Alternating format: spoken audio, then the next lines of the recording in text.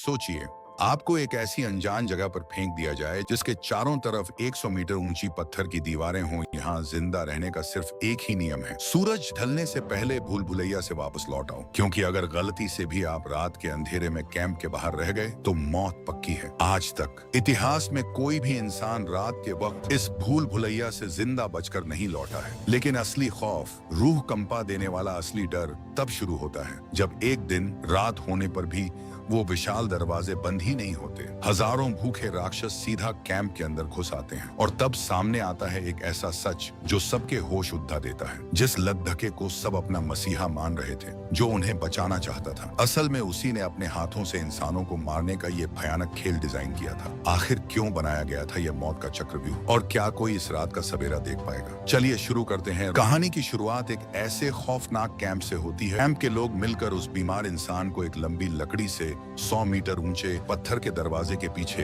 अंधेरे में धकेल देते हैं। वो बीमार इंसान बस अपनी जान की भीख मांगता रह जाता है, लेकिन बाकी लोगों की जान बचाने के लिए उसे अंदर धकेलकर दरवाजा हमेशा के लिए बंद कर दिया जाता है। जब यह भारी दरवाजा बंद हो जाता है तो अगली सुबह तक अंदर कोई जिंदा नहीं बचता। सूरज निकलने पर यह दरवाजा दोबारा खुलता है। तब इस कैंप के सबसे तेज दौड़ने वाले लोग अपनी जान हथेली पर रखकर इस भूल भुलैया में घुसते हैं। इस ऊंची दीवार के बाहर एक ऐसी भूल भुलैया है जिसका कोई अंत नहीं है। कैंप के लोगों के पास यहाँ से बाहर निकलने का सिर्फ यही एक रास्ता है, लेकिन आज कुछ बहुत ही अजीब हो रहा है। हर रोज ये दौड़ने वाले लोग सूरज ढलने से पहले लौट आते थे, लेकिन आज उनका कहीं कोई नामो निशान नहीं है। सबको लगने लगा है कि भूल भुलैया के राक्षसों ने उन्हें मार दिया है, और जब भी इस रास्ते से बहुत तेज हवा चलती है तो समझ लो कि दरवाजा बंद होने वाला है। सब लोग पूरी तरह उम्मीद हार चुके थे। तभी मार्क नाम का लड़का अचानक अंदर की तरफ इशारा करता है। सब देखते हैं कि उनका लीडर मिनो पूरी तरह घायल हालत में दरवाजे की तरफ भाग रहा है। दरवाजा तेजी से बंद हो रहा था और मिनो की ताकत पूरी तरह खत्म हो चुकी थी। दरवाजा बंद होने ही वाला था कि मार्क खुद को उस छोटी और पतली जगह से अंदर धकेल देता है। मार्क अंदर तो पहुंच जाता है, लेकिन उसकी इस पागलपन वाली हरकत से मिनो बहुत घबरा जाता है। मिनो जानता था कि मार्क यहाँ बिल्कुल नया है और उसे अंदर के खौफनाक सच का कोई अंदाजा नहीं है। मिनो मार्क को बताता है कि कैप्टन पर एक खतरनाक राक्षस ने हमला कर दिया था। कैप्टन के अंदर वायरस का असर शुरू हो चुका था। मिनो कैप्टन को यहाँ तक खींच लाया था, जो किसी चमत्कार से कम नहीं था। अब रात होने वाली थी और वो राक्षस बाहर निकलने वाले थे। मिनो वहाँ एक सेकंड भी नहीं रुकना चाहता था। वो तुरंत छिपने की जगह ढूंढना चाहता था, लेकिन मार्क कहता है कि वो पहले कैप्टन को सुरक्षित जगह पर छिपाएगा। मार्क की नजर पत्थर की दीवार पर लटकी एक बेल पर जाती है। वो उस बेल से कैप्टन को हवा में लटकाकर उसकी जान बचा सकते थे, लेकिन ठीक उसी पल सुरंग के गहरे अंधेरे से एक बहुत ही भयानक आवाज आती है। एक विशाल राक्षस वहां पहुंच चुका था। मिनो के पास उन्हें छोड़कर भागने के अलावा कोई रास्ता नहीं था। मार्क का दिमाग सुन्न पड़ जाता है। वो बस उस बेल के अंदर छिपकर डर के मारे कांपने लगता है। जब वो राक्षस वहां से आगे निकल जाते हैं तो मार्क जल्दी से कैप्टन की बेल को मजबूती से बांध देता है, लेकिन इस छोटी सी हरकत की वजह से राक्षसों का ध्यान उस पर चला जाता है। कुछ ही दूरी से कई राक्षसों की डरावनी आवाजें गूंजने लगती हैं। मार्क इतना डर जाता है कि वो भूल भुलैया में पागलों की तरह भागने लगता है। नया होने की वजह से वो तुरंत अपना रास्ता भटक जाता है। भागते भागते मार्क का पैर किसी अजीब पानी पर पड़ता है। पलक झपकते ही वो पानी ऊपर से उसके कंधे पर गिर जाता है, और जैसे ही वह पीछे मुड़ता है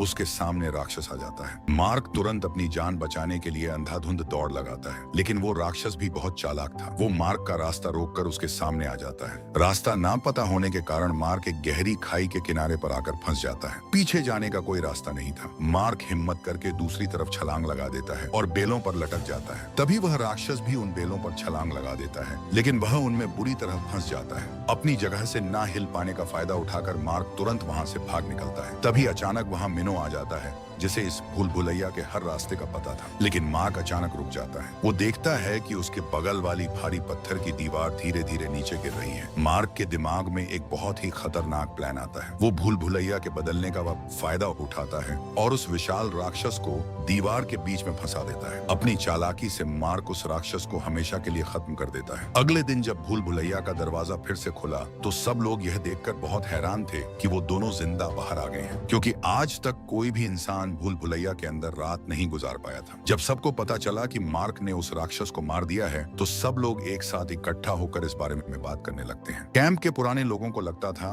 कि मार्क ने अपनी मर्जी चलाकर बहुत गलत किया है। उसने न सिर्फ कैंप के नियम तोड़े हैं बल्कि एक ऐसे राक्षस को मार दिया है जो उन्हें परेशान नहीं कर रहा था। लोगों को डर था कि इसकी वजह से अब उन पर कोई बहुत बड़ी मुसीबत आ सकती है, इसलिए ज्यादातर लोग मार्क के खिलाफ हो जाते हैं। लेकिन मिनो मार्क का पूरा साथ देता है। आखिर मिनो 3 से यहाँ फंसा हुआ था और उसने आज तक किसी को भी राक्षस मारते हुए नहीं देखा था। मिनो को लगता था कि मार्क जैसे समझदार इंसान को उनके साथ दौड़ने वालों की टीम में शामिल होना चाहिए, ताकि वो सब इस भूल भुलैया से बाहर निकल सके। जब सब लोग इस बात पर बहस कर ही रहे थे, तभी बाहर से एक बहुत ही अजीब सी आवाज आती है। सब लोग यह देखने के लिए बाहर भागते हैं कि क्या हुआ है। वो देखते हैं कि नीचे से एक लड़की को ऊपर भेजा गया है। ये बहुत ही अजीब था, क्योंकि मार्क अभी कुछ दिन पहले ही ऊपर आया था। 1 महीने में सिर्फ एक ही इंसान को ऊपर भेजने का नियम अब टूट चुका था। इसका सीधा सा मतलब था कि कुछ तो बहुत बड़ी गड़बड़ है। तभी सब देखते हैं कि उस लड़की के हाथ में एक कागज का टुकड़ा था। उस पर लिखा था कि ये आखिरी इंसान है जो ऊपर आ रहा है। इसका मतलब था कि अब नीचे से उनके जिंदा रहने के लिए कोई भी खाने पीने का सामान नहीं आएगा।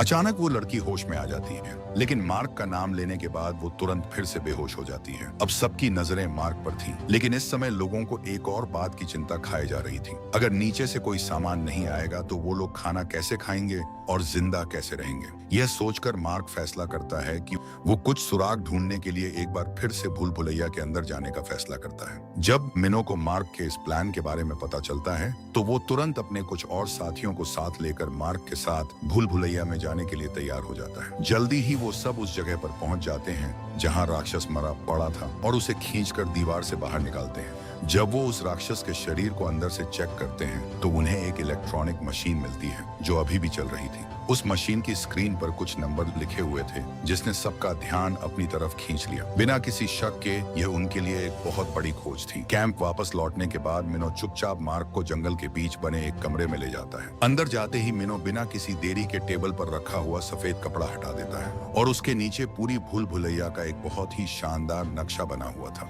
वो नक्शा इतना ज्यादा बारीकी से बनाया गया था कि कोई भी देखकर हैरान रह जाए। असल में यह मिनो और बाकी दौड़ने वाले लोगों की 3 साल की मेहनत का नतीजा था। मिनो मार्क से कहता है, अगर बाहर जाने का कोई रास्ता होता तो हम अब तक उसे ढूंढ चुके होते। आसान भाषा में कहें तो इस भूल भुलैया से बाहर जाने का कोई रास्ता था ही नहीं। दौड़ने वाले लोगों ने यह राज सबसे छिपा कर रखा था, क्योंकि अगर यह बात सबको पता चल जाती तो कैंप में बहुत ज्यादा खौफ फैल जाता। फिर मिनो इस भूल भुलैया के बारे में और भी कई जरूरी बातें बताने लगता है। वो बताता है कि यहाँ कुल 8 अलग अलग हिस्से हैं और हर रात इन सभी हिस्सों की दीवारें अपनी जगह से खिसकने लगती हैं। यही सबसे बड़ी वजह है कि वो लोग कभी भी यहाँ से भाग नहीं सकते। लेकिन ठीक उसी समय 2 साथी भागते हुए वहाँ आते हैं और बताते हैं कि वो लड़की होश में आ गई है। मार्क तुरंत उस लड़की के पास जाता है और उससे बात करने पर एक बहुत जरूरी सुराग हाथ लगता है। वो लड़की बताती है कि उसके साथ 2 दवाइयां भी ऊपर भेजी गई हैं। हालांकि किसी को नहीं पता था कि ये दवाइयां क्या काम करती हैं, लेकिन उन्हें यूं ही तो नहीं भेजा गया होगा। अचानक मार्क को समझ आता है कि शायद ये दवाइयां इस वायरस का इलाज हो सकती हैं। मार्क तुरंत कैंप के वाइस कैप्टन के पास जाता है और उसे अपना प्लान बताता है। कैप्टन की हालत इस वायरस की वजह से बहुत खराब हो चुकी थी, इसलिए सब फैसला करते हैं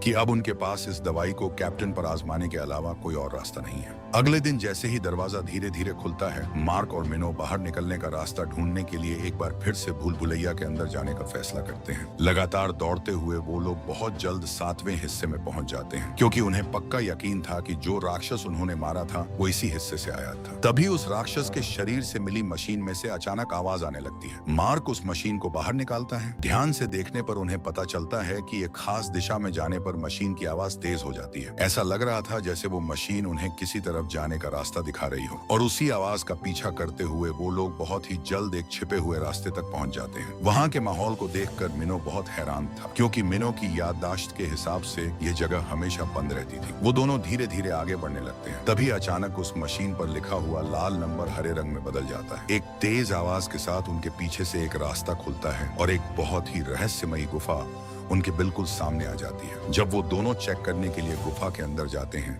तो वहां हर तरफ कीचड़ ही कीचड़ भरा हुआ था। उन्हें समझ आ जाता है कि शायद यह उसी मरे हुए राक्षस का पुराना ठिकाना है। लेकिन ठीक उसी समय गुफा के अंदर से उनके ऊपर एक लेजर लाइट पड़ती है, और खतरे का अलार्म बजने लगता है। अलार्म बजते ही दोनों समझ जाते हैं कि कोई बहुत बड़ा खतरा उनकी तरफ आ रहा है। वो अपनी जान बचाने के लिए पागलों की तरह भागने लगते हैं। उसी समय भूल भुलैया की दीवारें भी अपनी जगह से खिसकनी शुरू हो जाती हैं। मिनो के पीछे पीछे भागते हुए वो अपनी पूरी ताकत लगाकर कैंप की तरफ दौड़ते हैं। आखिरकार दोनों की लगातार कोशिशों के बाद वो अंधेरा होने से पहले सही सलामत कैंप में वापस आ जाते हैं। कैंप में आकर वो सबको भूल भुलैया में हुए इस नए बदलाव के बारे में बताते हैं। लेकिन कैंप का एक मजबूत आदमी जेवियन मार्क की इन हरकतों से बिल्कुल खुश नहीं था। उसका मानना था कि मार्क का बार बार नियम तोड़ना एक दिन उन सबके लिए मौत का कारण बन सकता है। इसके बाद सब लोग कैप्टन के कमरे में ले जाते हैं। दवाई की वजह से कैप्टन के अंदर का वायरस पूरी तरह खत्म हो चुका था और उसकी पुरानी याददाश्त भी वापस आ गई थी। लेकिन इस समय वो बहुत ज्यादा परेशान लग रहा था। मार्क कैप्टन को हौसला देते हुए कहता है, तुम चिंता मत करो, मैं बहुत जल्द बाहर निकलने का रास्ता ढूंढ लूंगा। लेकिन ठीक उसी समय दरवाजे के बाहर से आ रही एक तेज आवाज सबका ध्यान अपनी तरफ खींच लेती है। जब वो सब बाहर जाकर देखते हैं तो उनके होश उड़ जाते हैं। भूल भुलैया का जो मुख्य दरवाजा अब तक बंद हो जाना चाहिए था, वो अभी भी पूरा खुला हुआ था। तभी वहाँ एक और भयानक चीज होती है। कुछ दूरी से एक बहुत तेज धमाके की आवाज आती है। सबके पीछे मौजूद उस ऊंची दीवार में एक ऐसा नया दरवाजा खुल जाता है जो पहले कभी नहीं खुला था। कुछ ही देर में बाकी दोनों ऊंची दीवारों में भी नए दरवाजे खुल जाते हैं और कैंप के लोगों सब बुरी तरह घबरा जाते हैं। इसी के साथ उनके सबसे बुरे सपने की शुरुआत हो जाती है, क्योंकि चारों दिशाओं से अनगिनत राक्षस जाग चुके थे और सीधे कैंप की तरफ आ रहे थे। सब लोग अपनी जान बचाने के लिए इधर उधर भागने लगते हैं। राक्षसों के इस भयानक हमले में कैंप के कई लोग मारे जाते हैं। खुद को बचाने के लिए सब लोग लंबी घास के बीच छिप जाते हैं, लेकिन वहां छिपने का कोई फायदा नहीं था। जल्दी ही एक राक्षस उन्हें ढूंढ लेता है और एक छोटे लड़के को अपनी पूंछ से पकड़कर खींचने लगता है। किस्मत से सब लोग उस लड़के को कसकर पकड़ लेते हैं। कैप्टन बिना कोई देरी किए अपना हथियार उठाता है और उस राक्षस पर हमला कर देता है। कैप्टन के लगातार हमले की वजह से वो राक्षस उस लड़के को छोड़ देता है। तभी वो राक्षस दोबारा हमला करता है और सीधे कैप्टन को पकड़ लेता है। मार्क उसे रोकना चाहता था, लेकिन वो कुछ नहीं कर पाता। मरने से पहले कैप्टन मार्क से कहता है कि वो सबको यहाँ से बाहर निकाल कर ले जाए। अपनी आंखों के सामने कैप्टन को मरते देख मार्क बहुत दुखी होता है। लेकिन तभी दाजुआंग गुस्से में मार्क के पास आता है। दाजुआंग बिना कुछ कहे मार्क के मुंह पर एक जोरदार मुक्का मारता है, क्योंकि दाजुआंग का मानना था कि कैंप की यह तबाही सिर्फ मार्क की मनमानी की वजह से हुई है। बर्बाद हुए कैंप को देखकर मार्क खुद को इस सब का कसूरवार मानने लगता है। लेकिन तभी मार्क को कैप्टन की कही हुई बात याद आती है जब उसकी याददाश्त वापस आई थी। मार्क को खुद पर शक होने लगता है और वो अपनी याददाश्त वापस लाने का फैसला करता है ताकि वो मार्क भी बिना कुछ सोचे लड़की के हाथ से दवाई लेता है और उठाकर सीधा अपने शरीर में चुभा लेता है। और जब मार्क को होश आता है तो उसकी पुरानी याददाश्त वापस आ चुकी थी। उसे याद आता है कि वो नई लड़की ही इस भूल भुलैया को बनाने वाले लोग थे। लेकिन बाद में वो दोनों इस भयानक खेल को आगे नहीं बढ़ाना चाहते थे। इसी वजह से उन्हें भी पकड़कर सजा के तौर पर इस भूल भुलैया में फेंक दिया गया था। लेकिन इस समय तक कैंप की पूरी ताकत दाजुआंग के हाथों में आ चुकी थी। दाजुआंग अब उनका नया कैप्टन बन गया था। राक्षसों को शांत करने के लिए दाजुआंग सबको हुक्म देता है कि मार्क और उस लड़की को भूल भुलैया के सामने बांध दिया जाए। वो राक्षसों का गुस्सा शांत करने के लिए उन दोनों को जिंदा जलाने वाला था, लेकिन मौका पाकर मार्क उस पर पलटवार कर देता है। यह सब देखकर मिनो से भी रहा नहीं जाता। मिनो और मार्क का साथ देने वाले बाकी लोग मिलकर दाजुआंग को पकड़ लेते हैं। इसके बाद मार्क बाकी लोगों को बाहर का रास्ता ढूंढने के लिए भूल भुलैया में चलने के लिए मनाता है। अब जिंदा बचने का सिर्फ यही एक रास्ता था, लेकिन बदकिस्मती से ज्यादातर लोग अभी भी दाजुआंग के साथ उसी कैंप में रुकना चाहते थे। सिर्फ कुछ ही लोग हिम्मत करके मार्क के साथ जाने के लिए तैयार होते हैं। जल्दी ही वो सब मिलकर 7वें हिस्से में पहुंच जाते हैं। लेकिन पिछली बार उन्हें जो गुफा मिली थी उसके सामने एक खतरनाक राक्षस खड़ा था। मार्क समझ जाता है कि अब वो पीछे नहीं हट सकते। अब उनके पास लड़ने के अलावा कोई रास्ता नहीं बचा था। एक बहुत ही भयानक लड़ाई के बाद वो सब मिलकर उस राक्षस को गहरी खाई में धकेल देते हैं। लेकिन उन्हें नहीं पता था कि पीछे से और भी कई राक्षस उनकी तरफ आ रहे थे। वो किसी तरह उन राक्षसों को रोकते हुए उस गुफा के अंदर घुस जाते हैं। अच्छी बात यह थी कि अंदर जाने वाले लोगों को जल्दी ही वहां एक दरवाजे जैसी मशीन मिल जाती है। कुछ देर की कोशिश के बाद वो आखिरकार उस भारी दरवाजे को खोलने में कामयाब हो जाते हैं। हालांकि इस बीच उनके कुछ साथियों को उन राक्षसों ने मार दिया था। खैर, आज की वीडियो के लिए बस इतना ही। अगर आपको ये वीडियो अच्छी लगे तो कमेंट में पार्ट 2 जरूर लिखें। निशान सिनेमा पर यह वीडियो देखने के लिए आपका बहुत बहुत शुक्रिया। मिलते हैं अगली वीडियो में, तब तक के लिए बाय।